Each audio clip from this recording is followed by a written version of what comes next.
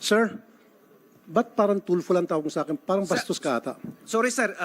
Sorry, Senator. Sorry, Senator. Please address everybody, Mr. or Secretary or... Mr. Hindi ko po sinasadya, Senator. Thank Yes you, po. sir. Thank you. Mr. Chair. Thank you also, sir.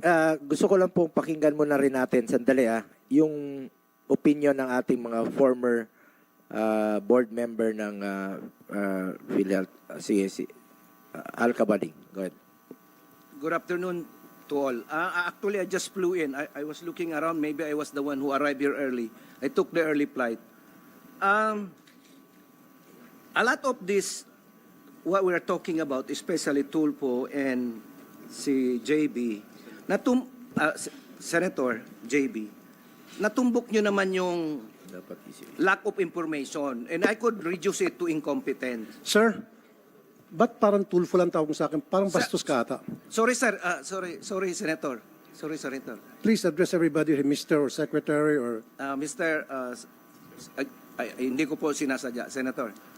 And Senator Bongo, Mr. Chair. Tumatama kasi yung sinasabi nyo na mayroong lack of information. Marami na kasing na-improve ang PhilHealth na benefits. Kami mismo sa board, alam namin na talagang hindi alam ng mga tao na mayroon na palang ang daming benefits na increase. This happened in 2023. In fairness kay Ledesma, at saka nung pumasok si Ted, maganda ang nangyari. DOH Secretary. Dapat sir, nasa military ka kasi tinatawag mo ng family name lang mga tao rito. Doktor ba Nasanay kayo, lang kasi sir? ako, si Are you a DOH. doctor?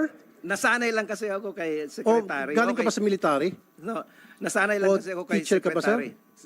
Hindi Please po. respect people here. I'm sorry, I don't mean it though. Huwag mo lang tawagin ng mga family name yung mga tao rito, family name basis. I'm sorry. Galangin mo sir ha, mag-Mr. ka sa mga tao rito. Secretary, Director. Yeah, Okay? I don't Doctor. actually mean it, Mr. Thank you, sir. Mr. Thank you, sir. Senator and Thank you. Rapi Tulfo, Senator Rapi Tulfo and Senator Bongo.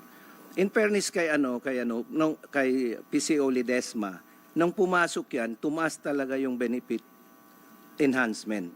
Kasi may pera na rin ang PhilHealth. Nung 2019 kasi pumasok tayo, medyo problema. And my representation is on finance. Gumanda talaga ang performance ng PhilHealth. Also, nung pumasok naman si DOH Secretary Ted, gumanda na rin yung dynamic on terms of the relationship sa PhilHealth on Happy and all other professionals. But if we go back to the benefit, sadyang ang daming benefit. Kaya worried lang ako doon sa transfer ng pera. Kasi on my own calculation, kung sisipa yung mga benefit enhancement na yan, yung sinabi ni PCO kanina, kukulangin yung pera. Even if you pass the UHC law, it's very ambitious. When the law was passed in 2019, I was looking at magkano nga yung kailangan, 259 billion at ang kailangan nyo just for initial move to realize the PhilHealth UHC law. And then eventually tataas pa yan. So, let me just go down to the bottom here, no? Sana naman, LI, ikaw nga yung Chief Operating Officer.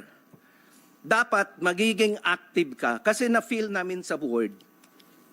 We are doing our job. Kaya lang, hindi mo naman i-implement yung mga in-approve ng board.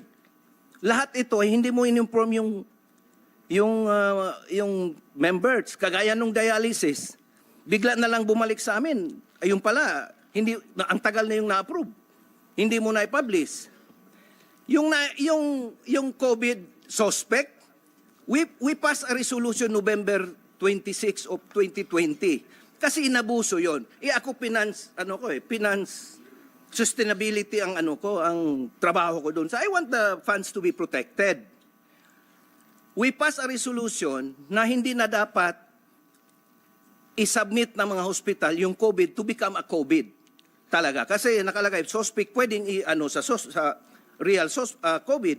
Ang nangyari, yan ay inabuso. So we passed a board resolution November 26, 2020. Ang ginawa naman ng Exicom, pinablish yan 7 months after. costing PhilHealth additional 700 billion.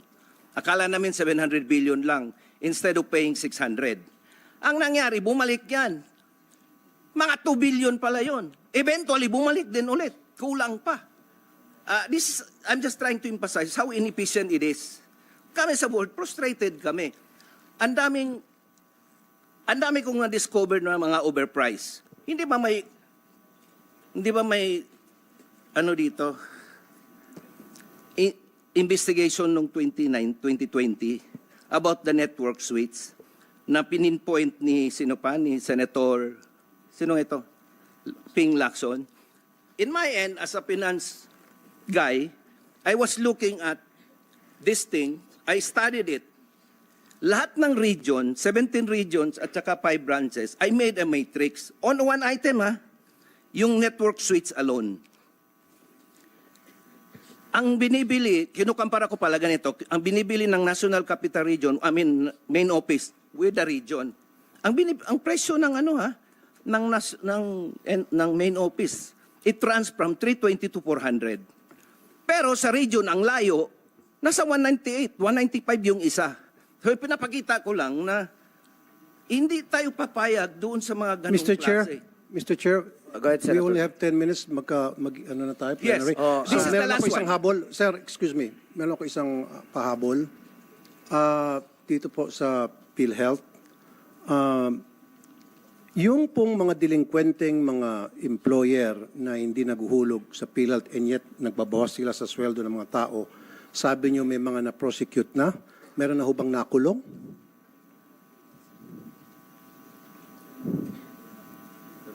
Gusto ko po dapat may nakukulong.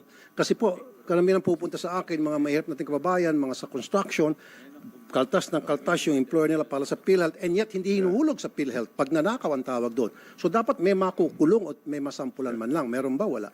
Senator, my understanding is meron na pong mga na-convict po.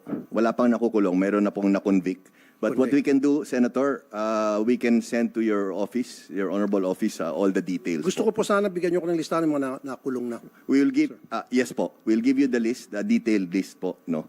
And then also po, if I can add po, kasi I think you were saying that there's 10 minutes left. Po, anytime any of this honorable committee needs any information, updates, comments, suggestions, just let us know po. We can come to your Salamat. President Ledesma, Thank you, sir. kailan nyo ba i-recommend sa Pangulo na ibaba ang bayarin o ang premium sa PhilHealth? I-recommend nyo ba? Actually po, yes. Well, especially after this very nice hearing po that just happened, we will do it immediately po. As early as this afternoon, I will convene our team and we will recommend for a reduction in the premium rates, contribution rates to President Marcos po. Opo, dahil Immediately po, to answer your question. bawat piso po ay napakahalaga sa ating mga kababayan po. Yes po. Mabigat po yung contribution na yan. Tapos makikita nila may natitira pang balanse. At balikan ko lang po ang DBM no at ang DOH. Please lang, nadirito po ang ating mga healthcare workers bago po matapos. Kukontinue pa natin tong hearing nito no.